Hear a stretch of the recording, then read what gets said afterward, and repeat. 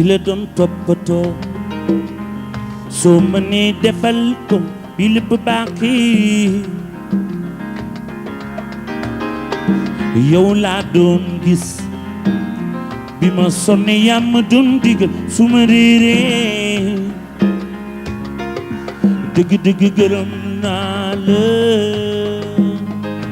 fàttewuma la nëbbatuma la ma waaw ki la doon toppatoo. When I wrote a song like, you know, this album is totally different because I get melody first, and after the melody I see the colors.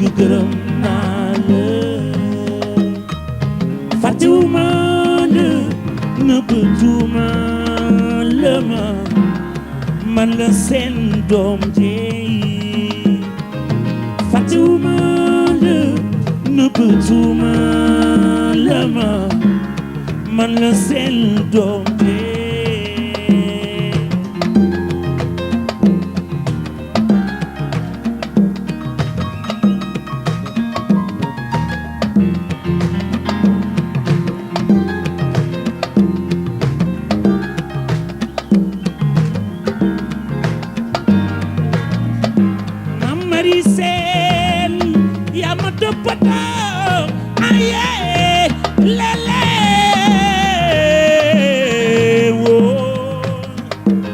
jaral ma man jaayi su may doole mi joow dinaa la seet si ñu waxtaan na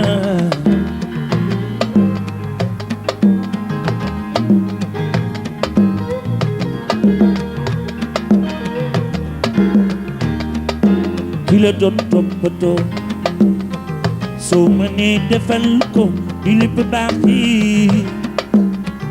si woo yow laa doon gis bi ma sonne yaa ma doon digal su ma réeree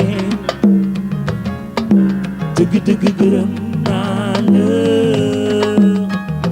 fàttewuma la nëbbatuma la man la seen doom fàttewuma la nëbbatuma la man la seen doom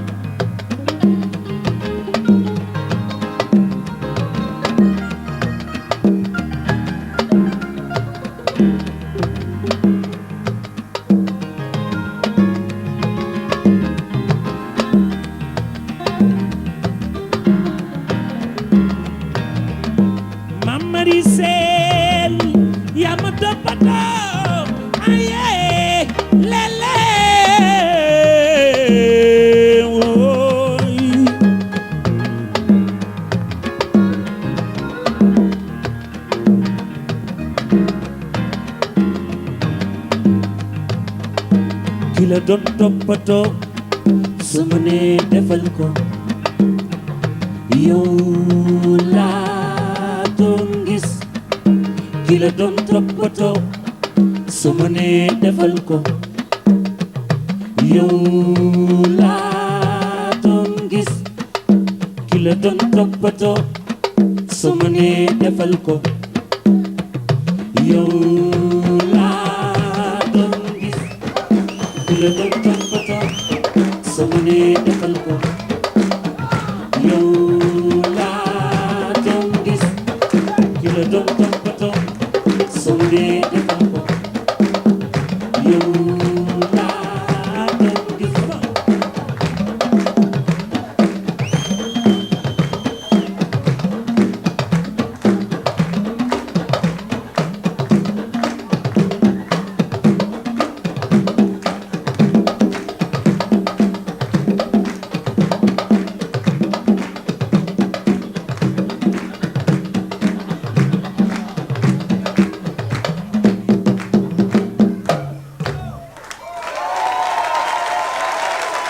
Merci. For me, music is the first language. You know, when you get the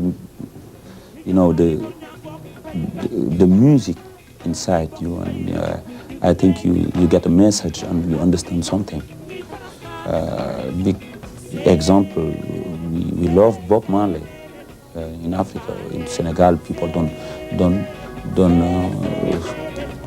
speak English, and they love Bob Marley. I heard sometimes old people singing Bob Marley's song is amazing, and you know, this position give me this is to say music is the first language.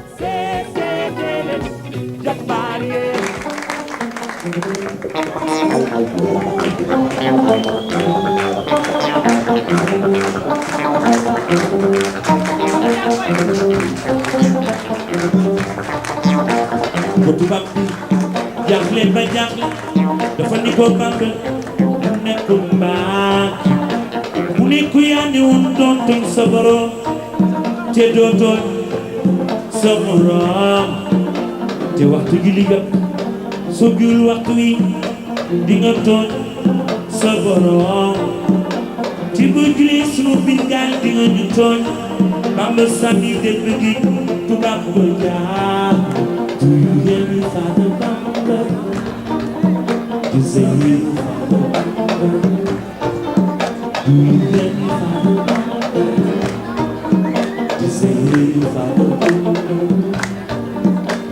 We didn't know we need until the world was fair. Now the story of your people can be shouted out loud.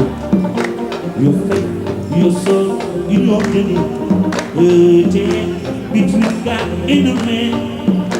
Your prayer, our prayers, oh no, they will not be ignored. Do you hear me, Father Bamba? To say, Father Bamba. Do you hear me, Father Bamba? To say, Father Bamba.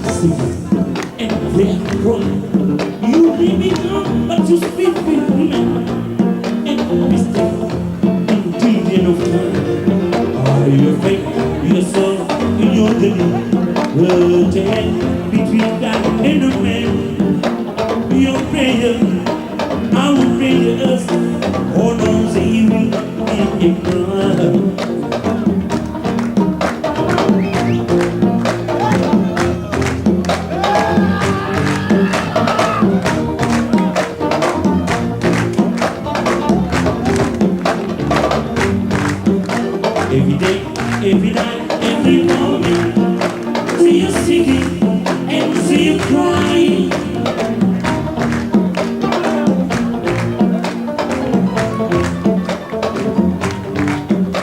every day, every night, every moment. See you singing and see you crying.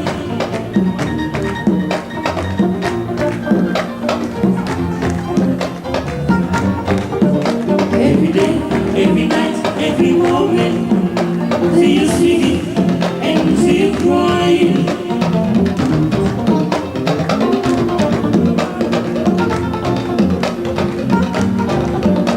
Every day, every night, every moment. See you singing and see you crying. Sing to anyone on every.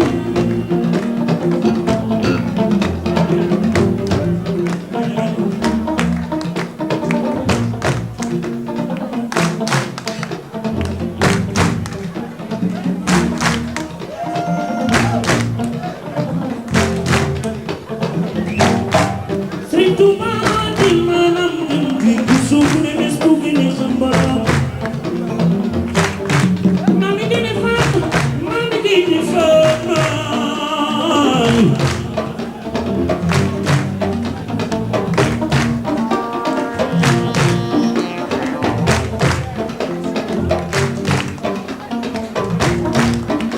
Do you sing it by the Bamba?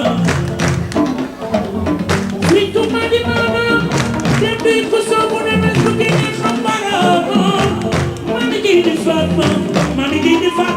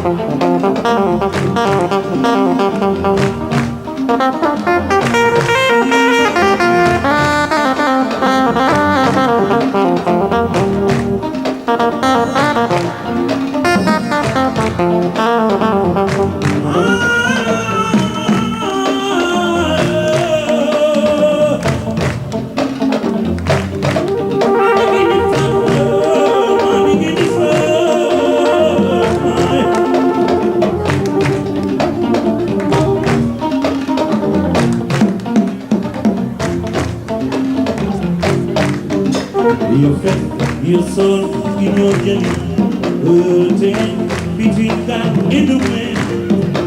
Your treasure, I will treasure us. Oh no, oh no, say you'll not be ignored.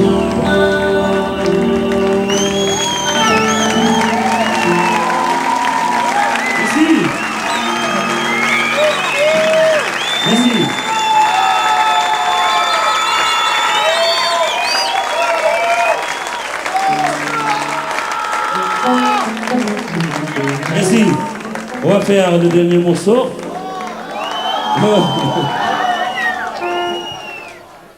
Et c'est un morceau que j'ai toujours plaisir de jouer avec Jean-Philippe Riquel parce que c'est une mélodie en fait sénégalo-malienne. Et Jean-Philippe est quelqu'un qui adore le Sénégal et le Mali en plus. Et la chanson s'appelle Wareff. C'est une chanson qui parle des voyages un peu partout.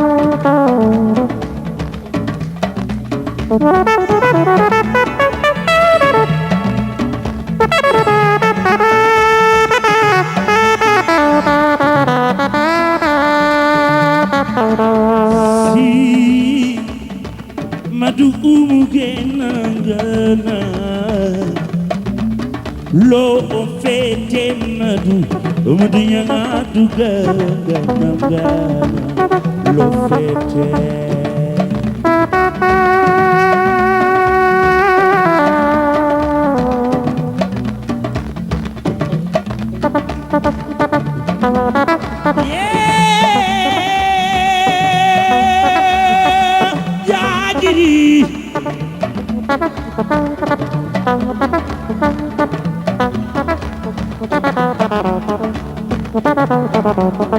ñu jëti li fi woon dëkk lii ko